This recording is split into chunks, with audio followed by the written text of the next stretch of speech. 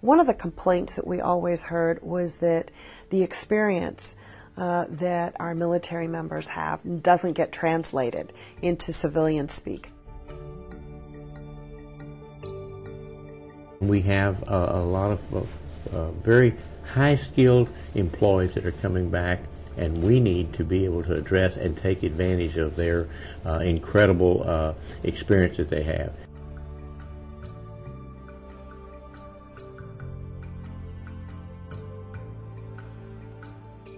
The Texas Department of Licensing and Regulation actually began to look at this idea in 2004. I actually had a constituent that's based at the Naval Air Station Fort Worth wonder why he was going to have to go through years of apprenticeship when he's been an electrician the entire 20 years he's been in the military. And the more I thought about it, the less sense it made. I said, so why don't we fix that where we can use their military experience and give them credit for that.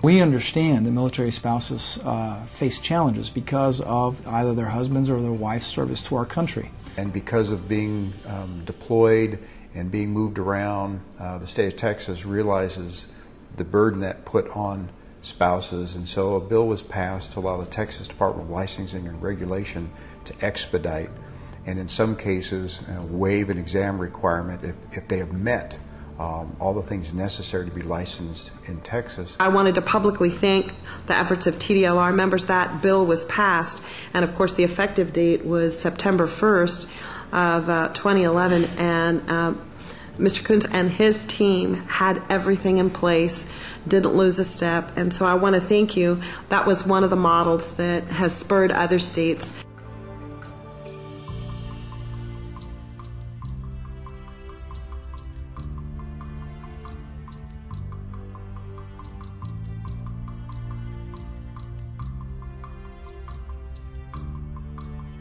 We've got people coming out of the military with air conditioning and heating experience and across a whole number of trades, and we want to make sure that when they sit for Texas licensing they can take advantage of that, they get credit, and it makes the process that much easier. Our goal was simply to say to service members and veterans that we recognize the value of the training and education you received during your service to our country, and we don't want you to have to go back and be retrained and take redundant courses in order to get a license here in Texas. I'm really proud of the way that the department did this because the legislature passed it and they really were committed to getting this right, acting very quickly so that our military spouses and our veterans could take those types of licensures that were applicable and turn them into Texas license so they can get to work here. I'm proud of what TDLR is doing, I'm proud of what the legislature is doing, and I'm proud to have played a small role in promoting a faster route to get people to work with their licensing procedures.